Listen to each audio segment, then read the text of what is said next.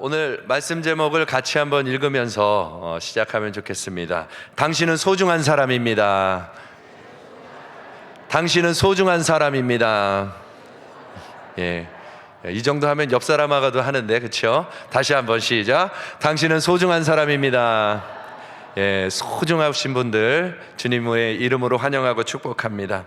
지금 우리 교회는 지난주부터 존중이라는 말씀으로 같이 주의 은혜를 나누고 있습니다. 지난주는 사무엘상 2장 30절 말씀으로 우리가 나를 존중히 여기는 자를 내가 존중히 여기고 나를 멸시하는 자를 내가 경멸하리라 하신 예수님의 말씀, 하나님의 말씀을 들으면서 예배자로 성공할 것에 대한 말씀을 들었습니다. 하나님께 올려드리는 온전한 예배, 주의 날을 지키고 주의 것 11조와 예물을 온전히 하나님께 올려드리면서 하나님을 높여드리면, 그 온전한 예배자가 되면 주님이 우리를 존중히 여겨주신다고 말씀하여 주셨습니다. 온전한 예배자로 하나님 앞에 서시기를 축복합니다. 지난주에 우리가 받았던 그 말씀을 잘 이루고 지켰던 사람이 신약 성경에 한 사람 나옵니다. 예수님에게 향유를 부었던 한 여인 이야기입니다. 그때 당시에 향유는 고가의 물품이었죠. 여인들이 자기 혼수를 위하여 준비하는 것이었습니다. 그녀가 예수님을 만났을 때 그 머리에 향유를 딱 부었는데 몇 분이나 부었을까요? 순식간에 쏟아 부었으니까 아마 30초? 그 정도면 됐을까요? 그런데 그 값어치가 어느 정도냐 하면 300데나리온입니다. 성인 한 사람의 하루치 품삯이 한 데나리온입니다. 그러면 300데나리온이면 300일치. 요즘에 15만 원에서 20만 원 하니까 최소한 4,500만 원에서 6천만 원 되는 금액을 단 30초 만에 전 재산과 같은 그 여인의 재산을 예수님 머리에 쏟아 부으신 겁니다. 이 정도 돼도 놀라지 않는 여러분을 보면 제가 더 놀라는 것 같아요. 어느 정도나 헌신을 하시는 건지. 여러분, 6천만 원을 지금 단숨에 쏟아 부어버린 겁니다. 그래서 사람들이 비난하지요. 아니, 그걸 팔아서 가난한 사람 주면 얼마나 많은 일을 하겠냐? 왜 그렇게 낭비를 하냐? 그랬더니 예수님이 그 말을 하는 사람을 딱 멈춰 세우고 마가복음 14장 6절에서 9절에 이렇게 말씀하십니다. 예수께서 이르시되 가만둬라, 너희가 어찌하여 그를 괴롭게 하느냐? 그가 내게 좋은 일을 하였느니라. 가난한 자들은 항상 너희와 함께 있지만 아무 때라도 너희가 도울 수 있겠지만 나는 너희와 항상 함께 있는 것 아니야. 나 이제 곧 하나님께로 올라간다. 그는 힘을 다하여 내 몸에 향유를 부어 내 장례를 준비했어. 내가 진실로 너희에게 이르노니 온 천하에 어디서든지 복음이 전파되는 곳이면 이 여자가 행한 이 귀한 일을 항상 말하도록 해라. 예수님이요, 한 여인의 인생을 어느 곳에서든지 기억되도록. 사실 그날이 있기 전까지는 이 여인은 무명의 한 여인이죠. 그러나 그날 그 일 이후로는 하나님의 복음이 전파되는 모든 곳에서는 가장 존귀한 여인으로 올라가는 것입니다. 그뿐입니까? 예수님과 함께 사는 천국에서는 항상 예수님이 얘기할걸요. 얘가 개였어. 영원히 존중받는 거예요.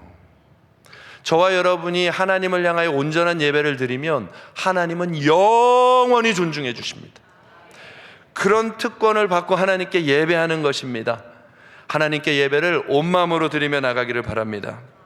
오늘은 이 하나님을 향한 이 존중의 마음 외에 하나님 사랑과 또 하나 큰 계명이 뭐죠?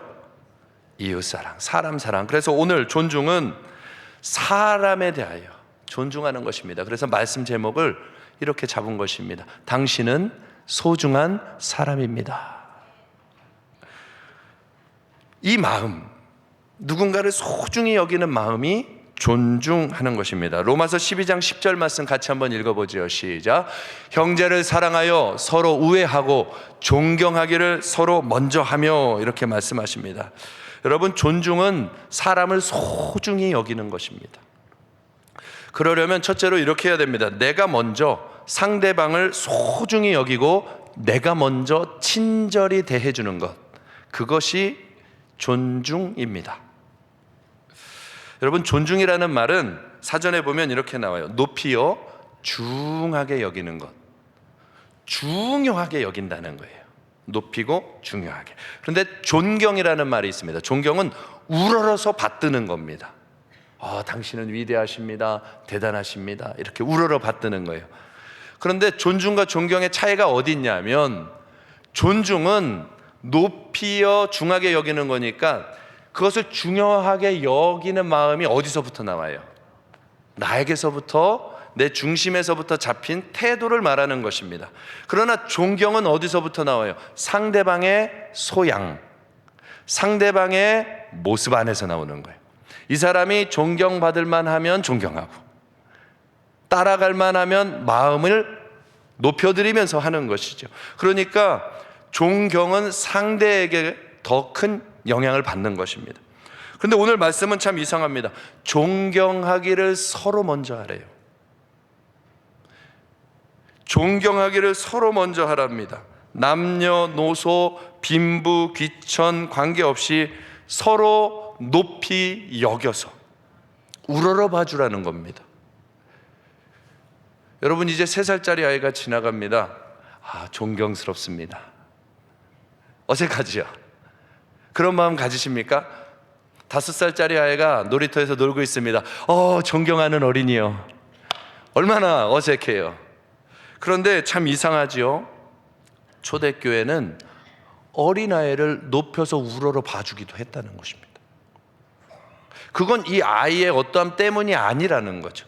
남녀노소, 빈부, 격차, 그런 거, 빈부 귀천 따지지 아니하고, 빈부 귀천을 따지지 아니하고 서로를 높이 우러러주는 것, 그러니까 엄밀히 말하면 존중했다는 겁니다. 그 존재 자체를 존중했다는 거예요. 조건과 상관없이. 왜 그렇지요? 예수 그리스도 안에서 결속되어 있어서 그 교회에 오기만 하면 저는 내 부모요, 저는 내 형제요, 저는 내 자녀요, 다 예수 안에서 서로를 높여볼 줄 아는 마음이 있었던 것이 초대교회인 것입니다. 바라기는 우리 예수마을교회 안에 이런 존중의 마음이 서로에게 가득하기를 축복합니다. 요한일서 4장 7절에서 8절 말씀해 보면 이렇게 말합니다. 사랑하는 자들아, 우리가 서로 사랑하자. 사랑은 하나님께 속한 것이니 사랑하는 자마다 하나님으로부터 나서 하나님을 알고, 이 사랑은 하나님으로부터 나서 하나님을 아는 것입니다. 그러나 8절에 보면 이렇게 말합니다. 사랑하지 아니하는 자는 하나님을 알지 못하나니 이는 하나님은 사랑이십니다. 그러니까 상대방을 소중히 여기고 존중하는 것은 하나님께 속해 있다고 하는 증거고, 하나님을 알고 살아간다는 것입니다. 저와 여러분은 하나님께 속해 있고 하나님을 알고 계십니까? 요한일서 4장 20절에는 더 선명하게 이렇게 말합니다. 같이 한번 읽어보죠. 시작. 누구든지 하나님을 사랑하노라 하고 그 형제를 미워하면 이는 거짓말하는 자니 보는 바 그 형제를 사랑하지 아니하는 자는 보지 못하는 바 하나님을 사랑할 수 없느니라. 아멘. 만약에 가족이나 직장 동료나 윗사람이나 나와 함께하는 사람, 그 사람들을 존중하지 못하는 사람이라면 어쩌면 그리스도 안에 없는 이일 수도 있고, 형제 사랑과 서로 우애할 수 없는 껍데기 신앙을 가진 사람일 수 있다 말씀하시는 겁니다. 오늘 우리는 점검해 봐야 돼요. 하나님의 말씀을 지식으로 받아 이렇게 받아서 이쪽으로 흘려보내지 마시고, 하나님의 말씀은 이렇게 받아 이리로 내려와야 됩니다. 그래서 내 마음을 봐야 돼요. 내 마음 안에 형제를 사랑하나, 존중하나, 귀하게 여기는가, 나는 하나님께 속해 있나, 그걸 들여다볼 수 있을 때 우리는 껍데기 신앙이 아니라 주님의 사람으로 바뀌는 것입니다. 이 영역은 단순히 한 사람만이 아닙니다. 나라를 향하여서도 마찬가지입니다. 민족을 향하여서도 마찬가지입니다. 열방을 향하여서도 마찬가지입니다.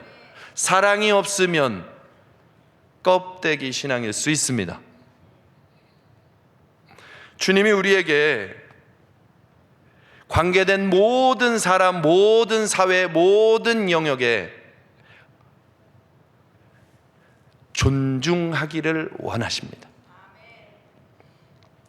먼저 존중하는 것이 우리 안에 있기를 축복합니다. 또 먼저 존중하는 것 두 번째로는 하나님을 존중하는 것처럼 사람을 사랑하여 돌본다는 것이 감춰져 있는 뜻입니다. 존중이라는 말이 헬라어로 티마라고 하는데 중요시한다라는 뜻입니다. 금처럼 귀중히 여기고 중요하게 여긴다. 여러분 금 아무렇게나 막 가지고 다니시죠? 그렇게 안 합니다. 철저하게 보호하죠. 그런데 경멸이라는 말은 아티미아라고 하는데요, 중요하지 않거나 흔하거나 평범하여 천하게 취급한다라는 뜻을 가지고 있습니다. 그러니까 중요하지 않은 건 아무렇게나 막 두잖아요. 전에 어떤 사람이요, 차를 탔는데 금반지를 잃어버린 겁니다. 얼마나 들들 볶는지, 어디 있는지 찾아나 달라고. 여러분, 귀한 건 자기가 그렇게 소중히 여기고 끊임없이 노력하는 것입니다. 제가 신학대학원을 다닐 때, 저는 대학원을 다른 친구들보다 5년 정도 늦게 갔거든요. 신학대학원을 다닐 때였습니다. 복도를 이렇게 걸어가는데 한 교수님이 불러요. 어이 학생! 그래서 네 교수님 하고 봤더니 갑자기 차키를 하나 휙 던지면서 몇 호실에 무슨 짐이 있는데 내 차에 갖다 놓고 와.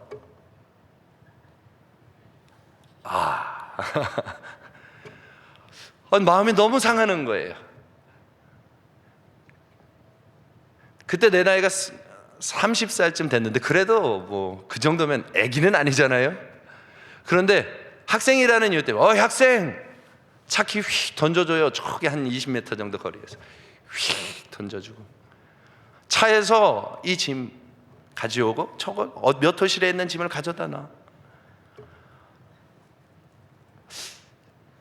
그 이후부터 그 수업 시간에 배우기가 쉽지 않더라고요. 천하게 여김받는 것 같은 느낌이 드는 거예요. 여러분, 소중한 것, 귀한 것 함부로 대하지 않습니다. 그렇게 소중히 여기며 돌보는 것, 사람을 소중히 여기고 돌보는 것이 존중입니다. 한번 저희가 여러분에게 묻겠습니다. 여러분은 사람들을 어떻게 생각하십니까?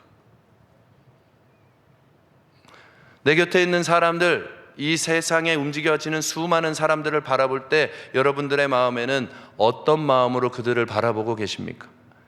물론 내 마음에 드는 사람도 있고 안 드는 사람도 있고 악한 자도 있고 다 있습니다. 그러나 그들을 바라보는 기본 우리의 마음의 정서는 어떤 정서이십니까? 혹시나 내가 좋아하는 사람은 중하게 여기고 내 마음에 안 드는 사람은 천하게 여기고 경멸하면서 지내고 있지는 않습니까? 그건 주님은 아니십니다. 주님은 절대 그렇게 하지 않으십니다. 왜? 주님은 우리가 죄인 되었을 때 오셨거든요. 그런데 이 사회는 경멸과 증오와 원망으로 꽉 차 있는 것 같습니다. 근데 그거 아셔야 됩니다. 다른 일을 생각하는 것은 사실은 자기 자신을 그렇게 생각하고 살아가기 때문입니다. 자기가 어떠한 존재인지 알면 다른 이에게도 다른 반응이 나올 수 있습니다. 우리는 우리가 누구인지 성경적으로 한번 생각해 봐야 돼요. 그래야 얼마나 소중한지 알죠. 하나님의 말씀에 저와 여러분이 얼마나 소중한 존재인지 오늘 이 말씀이 여러분 마음에 깊이 새겨졌으면 좋겠어요. 저와 여러분이 얼마나 소중하냐 하면 성도의 존재 가치는요, 요한복음 3장 16절에 하나님이 세상을 이처럼 사랑하사 독생자를 주셨으니 이는 저를 믿는 자마다 멸망하지 않고 영생을 얻게 하려 하심이다. 하나님의 아들의 가치라는 것입니다. 저와 여러분은 하나님의 아들의 가치, 바꿀게요, 하나님처럼 소중한 존재라는 것입니다. 저와 여러분은 하나님처럼 소중합니다. 또 그냥 존재 가치가 그 정도고요, 우리가 받는 사랑의 가치는 어느 정도냐?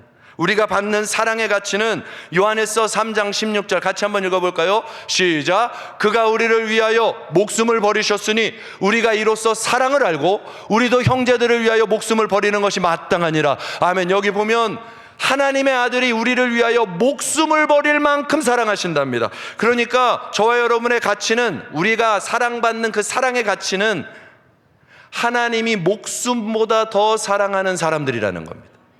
하나님이 자기의 생명을 주어서 사랑하는 것이니까 하나님이 우리를 목숨보다 더 소중하게 여기신다. 이런 얘기를 하는데도 이렇게 울적한 얼굴을 하고 계시면 하나님이 나를 목숨보다 더 사랑한다고 하시는데 어떻게 이렇게 얼굴이 우중충해질 수가 있겠어요? 말이 안 되지. 이 감격부터 회복하셔야 돼요. 구원받아서 뭐가 좋아요? 온 세상 만드신 하나님이 어떻게 나를 사랑하시지? 내가 어떻게 하다가 하나님의 자녀가 되었지? 그 감격 아닙니까? 하나님이 목숨을 다해서 나를 사랑하신다는 그 정도의 가치예요. 너무 소중하죠? 그뿐이 아닙니다.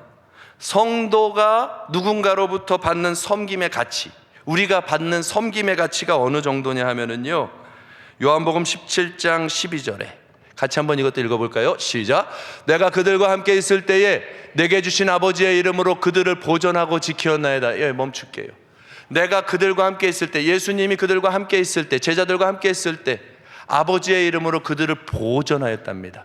그러니까 우리 인생 살아가는 동안 하나님 앞에 서는 죽음 직전까지 예수님이 제자들을 보호하셨다는 겁니다. 그들 중에 하나도 멸망하지 않았다고 합니다. 그러니까 저와 여러분의 걸음은 하나도 멸망하지 않냐고 하나님이 지키시고 계십니다. 바꿔서 얘기하면 하나님이 자기의 온 인생을 들여 헌신을 받는 존재들이에요. 이게 마음에 확 안 와닿죠? 빌립보서 2장 6절 이하 8절에 보면 이렇게 말씀합니다. 그는 근본 하나님의 본체시나 하나님과 동등됨을 취할 것을 여기지 아니하시고 자기를 비워 종의 형체를 가지사 사람들과 같이 되셨고 사람의 모양으로 나타나사 거기서보다도 더 자기를 낮추시고 복종하셨으니 십자가에 죽으심이라. 우리랑 똑같은 정도가 아니라 더 낮아지셨다는 겁니다. 마태복음 20장 28절에는 이렇게 말합니다. 인자가 온 것은 섬김을 받으려 온 것이 아니요 도리어 섬기려 하고 자기 목숨을 내주려 함이라. 제 식으로 표현할게요. 인자가 온 것은 종대로 왔다. 저는 오늘 말씀 준비하면서 이 말씀이 탁 떠오를 때 숨을 쉴 수가 없었습니다. 어떻게 주님이 나에게 수종자가 되어서 나를 돌봐주시는가? 나를 지으시고 만드시고 온 세상을 만드신 전능하신 하나님이 어떻게 나를, 나 이제 너는 이제 나를 찬양해라고 말만 하지 아니하시고, 그게 아니라 내 발 아래 내려와 나의 종이 되어 나를 섬겨주시는가? 언제까지요? 우리 인생 전체 동안 하나님이 수종자가 되어 섬겨주시는 사랑을 받는 사람들이 우리입니다. 그렇게 소중한 존재인 거예요. 나는 보잘것없어, 형편없어, 나는 이상한 사람이야. 여러분, 주님의 마음하고 전혀 다른 생각을 하고 사시는 거예요. 그 마음으로 살아가면 다른 사람도 형편없는 놈, 악한 놈, 거짓말쟁이, 그렇게밖에 나갈 수가 없는 거예요. 그뿐이 아닙니다. 성도가 누리는 인생의 가치는요, 유한한 가치가 아니라 영원한 예수님의 생명의 가치가 있다는 거예요. 영원한 가치가 있는 거예요. 요한복음 14장 16절에 내가 아버지께 구하겠으니 그가 또 다른 보혜사를 너희에게 주사. 예수님이 구하셔서 하나님 아버지가 영원히 살아계시는 하나님의 영을 우리 안에 넣으셔서 영원히 예수님과 연합하여 영원히 예수님과 함께 살다가, 이 땅에서는 예수님과 살다가 천국에서 예수님과 영원히 사는 존재로 우리를, 인생 자체를 유한한 인생에서 영원한 하나님의 생명으로 완전히 바꿔주시는 것. 우리 인생의 가치가 영원한 인생의 가치, 영원한 생명의 가치. 그러니 여러분, 저와 여러분은 그렇게 귀한 사람들인 걸 믿으셔야 돼요. 울적하다가도 예수님 생각하면 눈이 번쩍 떠지고, 졸리다가도 예수님 생각하면 눈이 번쩍 떠지고, 지금 여기 조는 사람이 한 2사람 있는 것 같아. 눈이 번쩍 떠지고, 주님 사랑 얘기만 하면 가슴이 벅차고. 우리가 그렇게 소중한 사람들입니다. 여러분, 사람을 존중하는 마음은 존중해라, 해라 해서 나오는 마음이 아니에요. 존중은, 참된 존중은 하나님 마음 안에 있는 성품이에요. 하나님의 성품이에요. 그 하나님의 성품이 내 안에 들어와서 나와 하나가 된 예수 생명된 사람에게서 나오는 것입니다. 그래서 참된 존중, 참된 사랑, 사람을 소중히 여기는 마음은 하나님의 사랑과 은혜를 정말로 깨닫고 믿어서 하나님을 온전히 예배하는 사람들의 마음 안에 주어지는 거예요. 하나님을 온전히 예배하는 자들의 마음 안에 이 안에 계신 예수님이 당신의 마음을 우리에게 발현시키게 해주시는 겁니다. 우리 예수마을교회가 그 은혜와 사랑으로 넘쳐나기를 축복합니다. 예수님의 사랑과 은혜로 넘쳐나기를 축복합니다. 주님이 우리를 그렇게 소중히 여기십니다. 이것부터입니다. 제가 광주에서 목회를 할 때에 하나님께 그런 기도를 했습니다. 하나님은 영혼을 사랑하시잖아요. 제가 하나님이 사랑하는 영혼 많이 구원하고 싶습니다. 많은 영혼을 구원할 수 있도록 하나님 제게 능력을 주세요. 지혜를 주세요. 권능도 주세요. 그래서 마음껏 한 영혼이라도 더 살릴 수 있도록 도와주세요. 하나님, 내가 죽어가는 영혼을 살리겠습니다. 막 사랑에 꽉 차가지고 기도하는 것 같이 하나님 앞에 막 그렇게 기도했어요. 능력을 달라고. 그런데 어느 날 밤에 그 기도를 떻게 하고 있는데, 그날 밤에 갑자기 마음속 한켠에 마치 환상처럼 주님과 십자가가 딱 보였어요. 그리고 주님이 이렇게 말씀하셨어요. 여기를 잘 봐봐. 네, 보겠습니다. 여기 누가 있냐?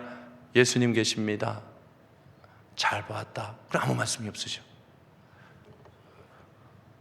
물어봐야죠. 근데 왜요? 이렇게 물어봤어요. 그랬더니 십자가가 조금 더 커지더니 다시 말씀하세요. 여기를 잘 봐라. 여기 누가 있냐? 예수님 계십니다. 또 아무 말씀이 없으셔. 근데 왜요? 그때 십자가가 더 커졌어요. 그리고 다시 물어보십니다. 여기 뭐가 보이냐? 예수님이 십자가에 계십니다. 여전히 모르겠어요. 근데 왜요? 하고 물어봤을 때 내 마음 안에 그냥 깨닫게 해주시더라고요. 잘 봤다. 여기 십자가에 달린 나 예수는 하나님의 아들, 하나님이잖아. 그러면 하나님인 내가 너에게 나의 전부를 준 거 아니냐? 그런데 왜 너는 나에게 내게 가지고 있는 능력만 구하니? 너는 왜 나한테 있는 선물만 구하니?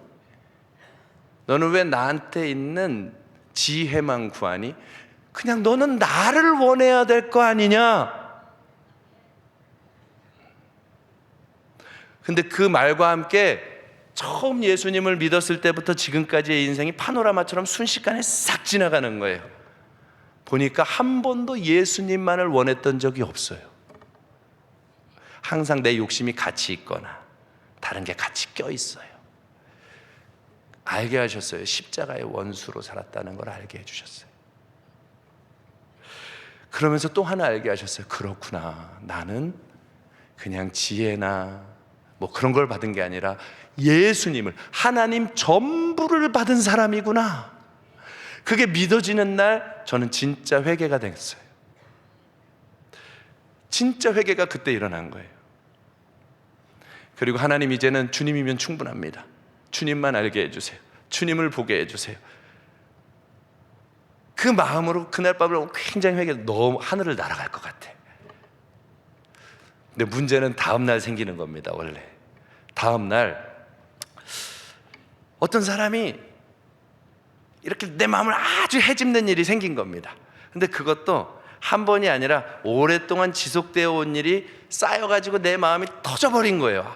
도대체 언제까지야? 이런 마음으로. 그러니까 막 분노하고 씩씩거리고 화가 나서 내 방에서 막 꽝꽝 치고 있는데 갑자기 어제 그 장면이 다시 떠올라요. 그건 기도도 안 하는데 떠오르더라고. 어제 그 장면 십자가가 다시 딱 생각이 나더니 주님이 그러는 거예요.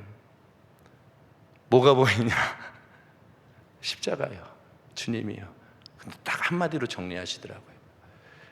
너가 지금 그렇게 분노하고 화나고 답답해하는 그 사람도 내가 내 전부를 주어서 사랑하고 내가 전부를 주어서 구원한, 여기가 중요해, 내 거야. 저 사람도 내가 전부를 주어서 사랑한, 내 생명을 다 줘서 사랑한 내 거야. 너 게 아니고 내 거야. 너를 만족시켜 주기 위해서 태어난 존재가 아니야. 너를 기쁘게 해주기 위해서 태어난 존재가 아니야. 저는 나를 위하여 만들었고 나와 함께 살도록 내가 사랑하는 자지, 너를 만족시켜주고 너를 도와주고 너를 기쁘게 해주고 너의 기준을 그럴듯하게 채워줘서 만족을 주도록 만들어진 너의 도구가 아니야. 그렇게 딱 알려주시는데 눈물이 펑펑 쏟아지는 겁니다. 왜요? 내가 이제까지 사람을 늘 그렇게 반응했던 겁니다. 가정 안에서 자녀에게, 아내에게, 아니면 주변 친구들에게 다 나에게 잘 해주어야 돼요. 나의 기준에 맞아야 돼요. 저 사람은 내 기준하고 안 맞아. 나는 이렇게 생각하는데 저 사람은 왜 맨날 저렇게 생각해? 그 사람은 나의 기준을 맞춰줄 이유가 없어요. 우리가 주님에게 기준을 맞춰서 구원받은 게 아니잖아요.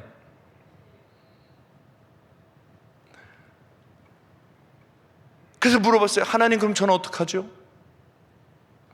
그럼 저대로 그냥 계속 놔두나요? 사람들 저대로 계속 놔두나요? 그랬더니 주님이 뭐라고 하시냐면, 너는 저 사람들이 전부를 받아 너처럼 전부를 받은 사람이라고 깨닫고 너가 기쁜 것처럼 그걸 깨닫게 되기까지 너는 사랑하면 되지.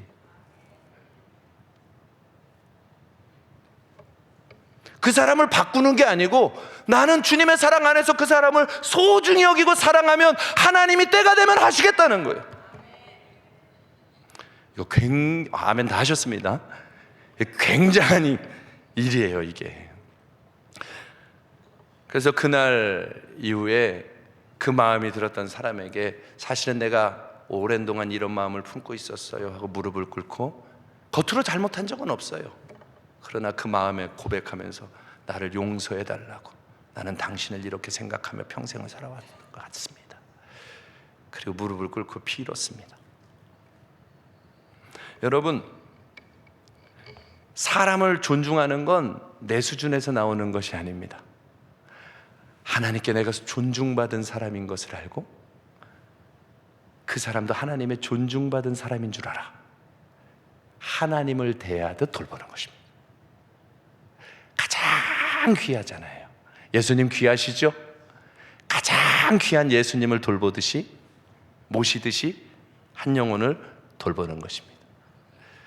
예수님이 가버나움에 가셨을 때에 한 중풍병자가 있었습니다. 꼼짝을 못합니다. 친구들이 마음이 너무 아파요. 예수님 오셨다는데 4명의 친구가 이 중풍병자를 데리고 예수님에게로 오지요. 들어가려고 하는데 문이 사람으로 인산이냅니다. 들어갈 수가 없습니다. 저 같으면 오늘은 아닌가 보다, 내일 다시 오자. 저 같은 사람은 여기 몇 분 계시죠? 내일 다시 오자 그럴 텐데 이 4명은 오늘이 지나면 기회가 오지 않을 것 같아요. 자기 친구가 마치 자기 몸이 아픈 것처럼 걱정이 돼요. 소중한 친구. 그래서 옥상으로 올라가서 지붕을 뜯어내고 달아내리기 시작합니다.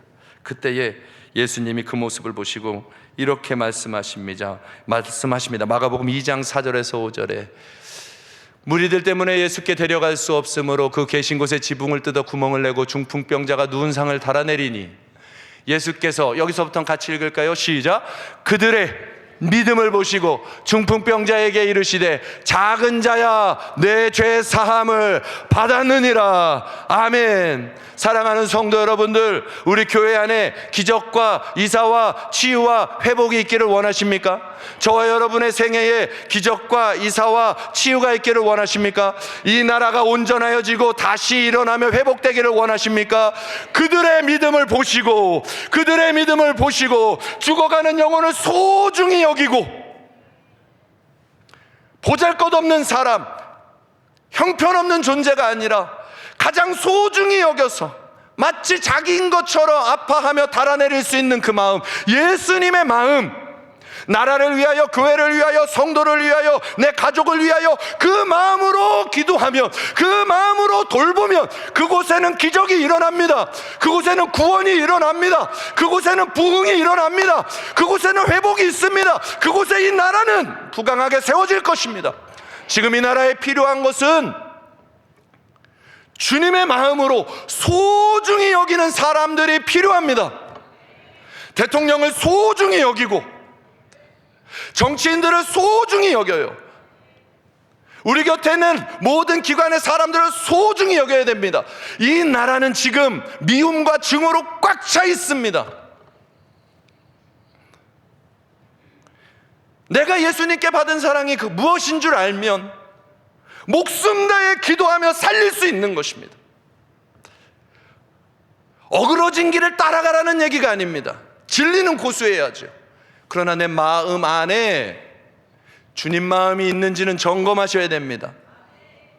이 마음 잃어버리면 일은 이루어지고 하나님 앞에 서지 못하는 일이 있습니다.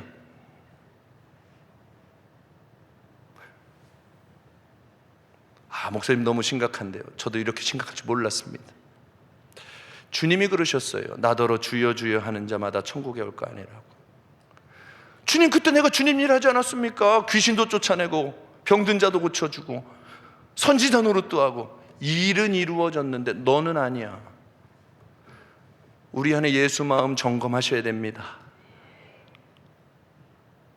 일은 이루어졌어요. 하나님의 공의도 다 이루어졌어요. 법까지 써도 다 세워졌어요. 그런데 너는 아닐 수 있어. 주님 마음부터입니다. 주님 마음부터입니다. 그런데 그 마음으로 가는 이들의, 그 마음으로 돌보는 그곳이 가정이면 가정이 살아납니다. 그 마음으로 돌보며 교회를 섬기면 교회 살아납니다. 그 마음으로 나라를 섬기며 주님 앞에 기도하며 그 마음으로 움직이기 시작하면 나라는 살아납니다. 주님 마음으로 일어서십시다. 그래서 존중은 다른 사람을 먼저 소중히 여기는 것부터입니다. 두 번째입니다. 큰 두 번째로, 존중은요, 사람을 대접하기를 힘쓰는 사랑의 행위입니다. 로마서 12장 12절에서 13절 말씀에 이렇게 말씀하시죠. 소망 중에 즐거워하며 환난 중에 참으며 기도에 항상 힘쓰며 성도들의 쓸 것을 공급하며 손 대접하기를 힘쓰라. 성도는요, 하늘의 소망으로 삽니다.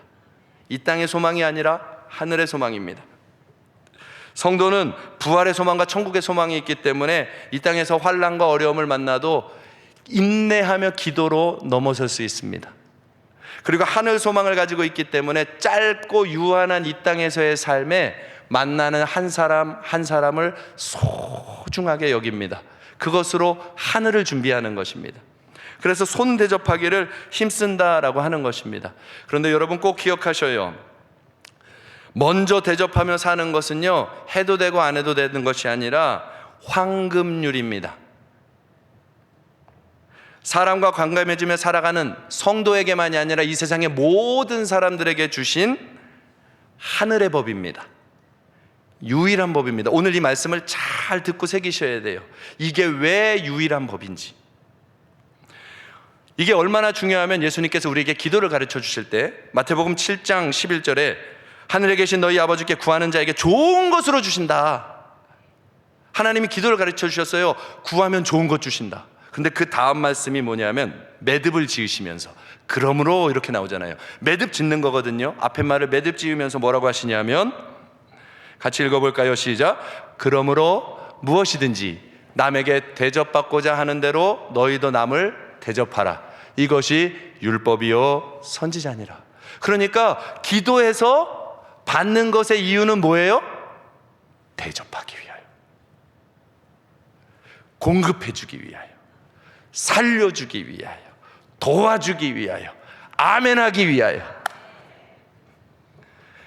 누군가를 끊임없이 살려주고 세우고 도와주고 일으켜주기 위하여서 기도하라는 거예요. 먼저 그 나라와 그 의를 구하라. 그리하면 이 모든 것을 너희에게 더하여 주시리라. 성도들은 이 말씀을 알아들은 사람이고, 세상은 이 말씀을 못 알아듣고 자기 길 가고 있는 것뿐입니다. 하늘의 법이 바뀌는 게 아니에요.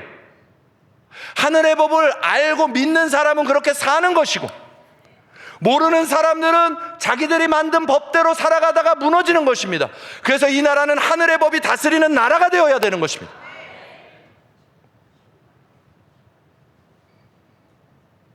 여호와를 경외하는 법이 이 나라를 다스려야 살아나게 되는 것입니다.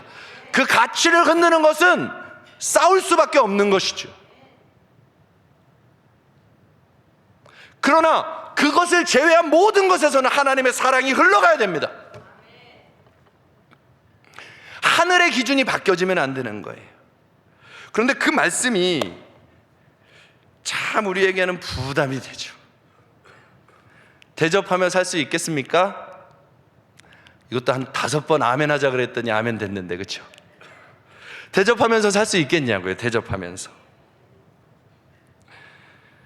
사람은요 다 존중받고 이해받기를 원합니다. 다 똑같습니다. 하지만 먼저 하기를 원하는 사람은 없습니다. 부부도요 결혼하면 서로 너무 사랑해 줄 것 같으면서 결국에는 자기만 얘기하더라고요. 아유, 안 그러셨나 봐. 다 자기만 얘기하더라고요. 나 맞춰줘, 이렇게 해줘, 저렇게 해줘. 여러분, 사람은 다 그래요. 다 자기가 먼저 존중받고 대접받기를 원합니다. 그러면 한번 생각해 보세요. 이 사람도 대접받기 원하고 이 사람도 대접받기 원하면 목은 마른데 물이 없는 거잖아요. 목은 마른데 물이 없는 거잖아요. 그래서 사람 사이에서 일어나는 일이 뭐냐면 약한 자가 강한 자를 섬기게 되는 거예요. 힘 있는 자가 힘으로 굴복시키는 거예요. 그래서 저와 여러분이 자꾸 힘을 갖고 싶어 하는 거예요. 돈을 갖고 싶어 하는 거예요. 더 세지고 싶어 하는 거예요. 부부 사이에서는 누가 이겨요? 센 사람이 이겨요. 세지고 싶은 거예요. 섬김받아야 되니까. 아니면 아니라고 하며 맞으면 아멘 해보세요. 섬김받고 싶어서 그런 거예요, 사실은. 그런데 그것은 물이 없는 것과 같아서, 목은 마른데 물이 없는 것과 같아서 누군가의 삶을 쥐어짜야 나오는 거예요. 그래서 상처가 일고 아픔이 생기는 거예요.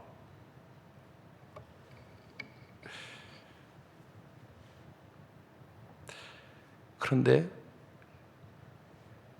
그렇기 때문에 교회가 희망인 겁니다. 요한복음 7장 38절 한번 볼까요? 같이 한번 읽어보죠. 시작. 나를 믿는 자는 성경의 이름과 같이 그 배에서 생수의 강이 흘러나오리라. 아멘. 이 생수는 하나님으로부터만 나오는 거예요. 사람에게서는 못 나와요. 하나님으로부터만 나오는 생수예요. 그 주님이 우리 안에 오셔서 여기 계시면 예수님의 생수가 올라오는 거예요. 대접받고 싶은 사람은 먼저 대접하라 하시는 이 말씀이 무엇이냐 하면은요, 우리가 그토록 대접받고 싶어 하는데 남을 대접 안 하니까 하나님께서 우리를 대접하기 위하여 내려오신 거예요. 내려오셔도 우리가 못 알아보니까 종이 되어서까지 대접해 주신 겁니다. 그래도 못 알아먹으니까 성령께서 오셔서 우리 안에 아예 들어오셔서 대접해 주고 계시는 겁니다. 대접해 주는데도 자꾸 자기 욕심으로만 가니까 성령님이 계속해서 경고하고 깨닫게 하고 가르치고 끊임없이 대접해 주고 계시는 겁니다. 언제까지요? 우리가 하나님이 자기를 대접해 주었다는 것을 알 때까지. 그리고 그걸 알았을 때 드디어 이렇게 고백하는 거죠. 주는 그리스도시요 살아계신 하나님의 아들이십니다. 저 십자가는 바로 나를 위하여 하나님이 죽으신 십자가십니다. 그러고 난 이후부터는 그 예수님이 생수가 되셔서 예수님에게 나는 공급받고 여기서 솟아나는 걸 주게 되는 거예요. 존중받기만을 원하는 세상에는 답이 없어요. 그러나 예수님께 먼저 대접받은 사람이 우리가 이제 예수님을 대접하기 시작하잖아요. 맞죠? 내가 예수님께 받은 대접으로 예수님을 대접하는 게 예배입니다. 내가 예수님께 받은 사랑으로 예수님을 사랑하는 게 찬양이고 경배고 예배입니다. 내가 먼저 대접받은 겁니다. 이게 하늘의 법인 것입니다. 그래서 대접받기 원하는 자는 대접하라 하신 말씀은 조금 바꾸면 대접받게 되는 순간까지 대접하라는 것입니다. 저가 대접받고 있는 것을 이해하기까지 대접하라는 것입니다. 저 사람이 언제쯤이면 나에게 대접하겠지 그걸 기대하라는 게 아닙니다. 사랑은 오래 참고 온유하며 모든 것을 바라며 그날이 오기까지 바라는 거죠.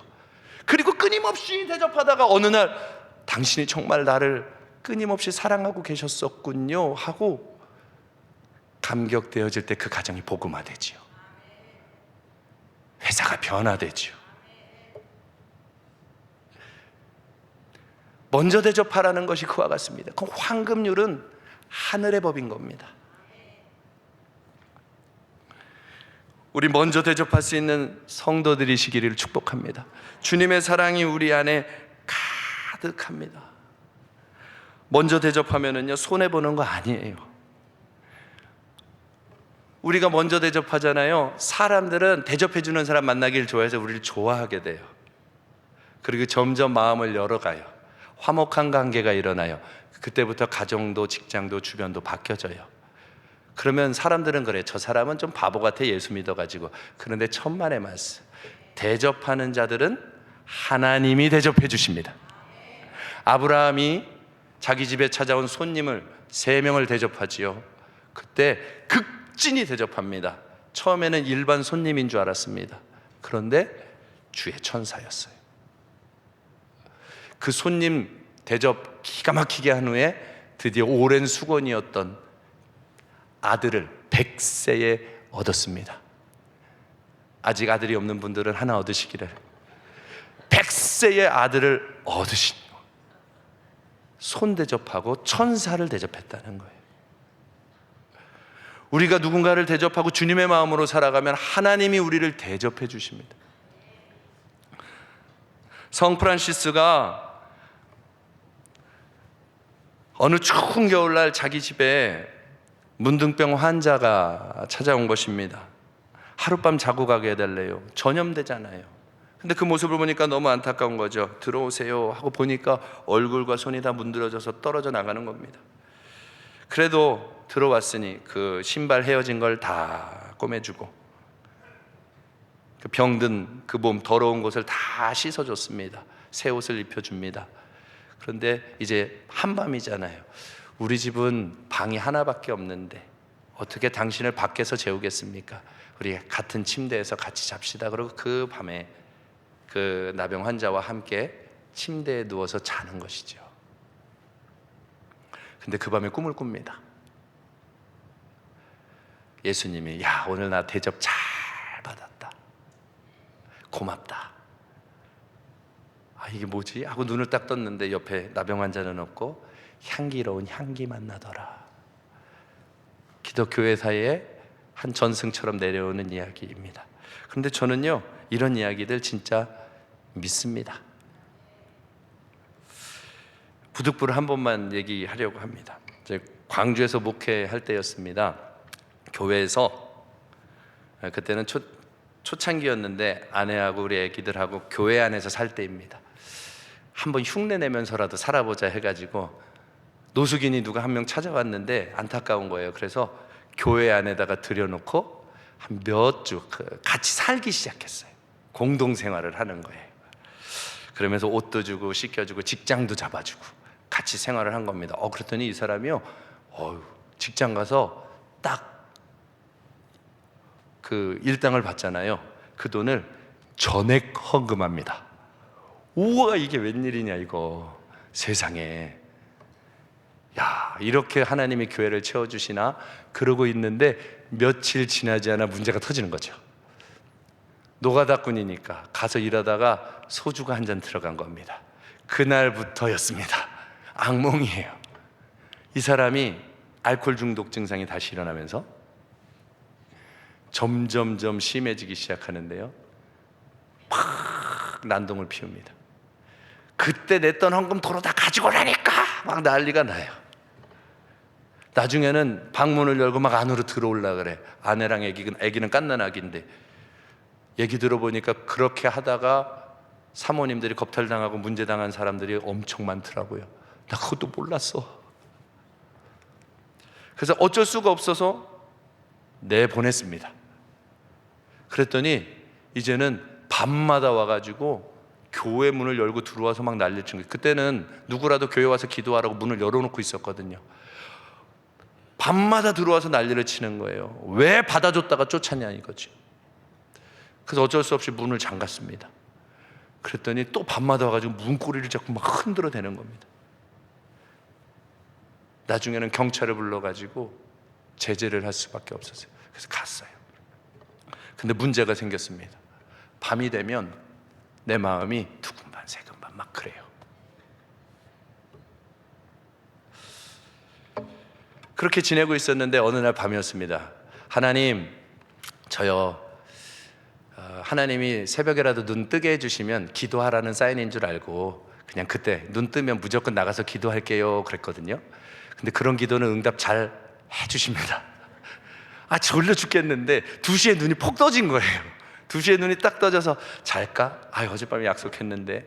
그리고는 일어나서 딱 강대상 앞에 가서 기도를 하고 있는데 한참 기도하는데 마음에 그냥 그런 생각 하나가 딱 떠오릅니다. 태모야, 현관문은 왜 잠갔냐? 현관문은 왜 잠갔냐? 무서워서 그러냐? 네, 무서워서 그랬어요. 뭐가 그렇게 무섭냐? 왜 잠갔냐? 근데 그 말을 듣는데 왠지 열면 당장이라도 나타날 것 같아. 기도하다가 알겠어요, 열게요. 그 밤에 기도하러 누군가가 올 수도 있죠. 그리고 가서 문을 열었습니다. 그리고 앞에서 기도를 시작하는데요, 5분도 안 됐어요. 문이 열리는 겁니다. 올 것이 왔구나. 안경을 벗고 고개를 돌려서 보는데요, 제가 안경을 벗으면 여러분 다 예뻐 보입니다. 다 둥글둥글하고 다 예뻐 보여요. 근데 안경을 벗고 기도하다가 이렇게 돌려서 봤는데 깜짝 놀랐어요. 머리가 이렇게 한데 꼭 그 모습이 예수님 초상화 있죠. 그 예수님 초상화에 그 예수님 얼굴 같은 모습으로 한 머리가 이렇게 안경을 벗고 있으니까 캄캄하게 불도 다 꺼놨는데 너무 가슴이 뛰기 시작하는 거예요. 세상에, 오늘 밤에 예수님이 왔나 보다. 와, 이게 어쩐 일이냐. 그리고 얼른 안경을 쓰고 갔더니 냄새가, 와, 이런 냄새 처음이야. 정말 노숙자 중에도 그런 노숙자가 없어요. 때가 꼬질꼬질 냄새가 어마어마하게 나요. 아니, 이 추운 겨울에 왜 여기 왔냐고 그랬더니 다른 말도 많이 안 해요. 돈 있으면 돈 좀 달래. 추워서 왔고 돈 있으면 돈 좀 줘요.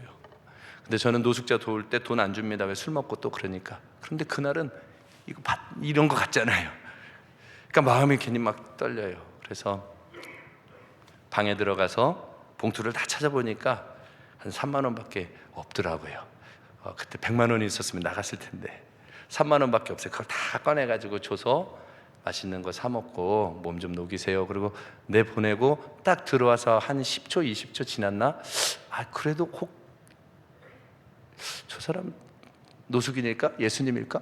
막 그러다가 한번 나가볼까 하고 아직 시간이 짧으니까 얼른 뛰어내려가가지고 봤는데 분명 5초 10초밖에 안 됐기 때문에 보여야 되거든요. 비쩍비쩍하고 왔으니까.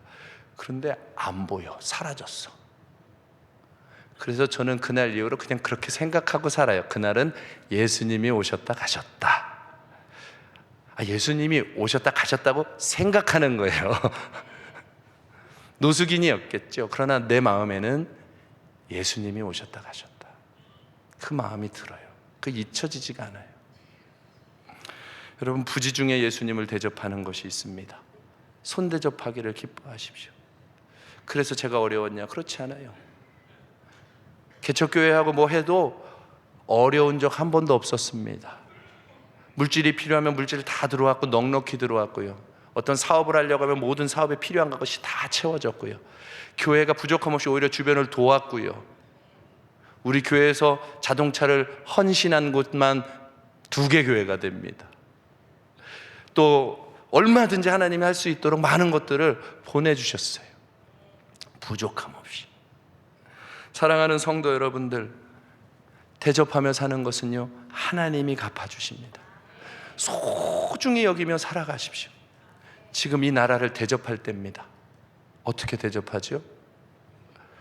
주님 몸처럼 생각하고 기도하셔야 됩니다. 기도하셔야 됩니다. 다 역할은 다르겠죠. 그러나 성도는 하나님 믿으신다면, 하나님이 행하실 수 있다는 걸 믿는다면, 우리 가정에 누군가가 예수 안 믿을 때 내일 당장 믿을 것 같아서 기도했나요? 바뀔 걸 바라보고 하나님이 나처럼 만들어주실 걸 믿고 기도하셨나요? 1번, 2번. 2번이잖아요. 그럼 하나님 이 나라 못 살리십니까? 세우십니다. 하나님 회복하십니다. 하나님께 기도하는 사람들은 기도하시고, 움직이는 사람은 움직이시고, 하나님 앞에 소중히 여기며 나아가는 것이죠. 주님을 향해 나가는 그 걸음에 하나님은 반드시 응답하십니다. 대접하는 삶이 복입니다. 주는 자가 복되다 했습니다. 대접하면 풍요로워집니다. 우리가 주면 후히 흔들어 넘치도록 안겨주시리라 하셨습니다. 손해나지 않습니다. 주님이 우리와 함께 하십니다. 주님을 소중히 하듯 내 곁에 있는 한 사람을 소중히 돌보시고 대접하십시오. 주님이 우리를 만족스럽게 해주실 것입니다. 멀리부터 하지 마시고 가정에서부터 시작하십시다. 부모를 존중하고 돌보고 대접하고. 다 부모만 있습니까? 아멘이 왜 없습니까? 자녀를 소중히 존중하고 대접하고, 배우자를 소중히 여기고 대접하고. 그러면 그 사람 변하기도 전에 주님이 먼저 우리를 대접해 주실 것입니다. 말씀 마칠게요. 그래도 실천사항이 하나 있어야 될 거 아니겠습니까? 그래서 오늘 말씀 제목이 그것입니다. 당신은 소중한 사람입니다. 누구를 만나고 얼굴을 보면 마음에 먼저 그것부터 하세요. 당신은 예수님처럼 소중한 사람입니다. TV 보면 화나는 일 많죠? 정직해지세요. TV 보면 화나는 일 많잖아요. 거길 보고 하나님, 저도 예수님이 십자가에서 죽으신 소중한 사람입니다 하면 욕설이 바뀌어서 회개를 위한 기도가 나오기 시작할 겁니다. 의의 길을 가기 원하는 기도가 나올 것입니다. 그 기도가 쌓이면 강물이 되고, 그 강물이 흘러넘쳐 온 땅을 덮고, 이 나라는 부흥케 될 것이며 모든 것이 거룩한 나라로, 하나님의 공의와 정의가 세워지는 나라로 일어나게 될 것입니다. 당신은 소중한 사람입니다. 빨리 옆에 사람하고 한 번만 하세요. 당신은 소중한 사람입니다. 소중한 사람입니다. 당신은 소중한 사람입니다. 이 마음으로 우리 자신도 지키고 이웃도 지키고 가정도 지키고 나라도 지켜가며 항상 주님의 마음으로 하나님과 함께 살아가는, 하나님 존중하고 사람을 존중하며 살아가는 저와 여러분 되기를 주님의 이름으로 축복합니다.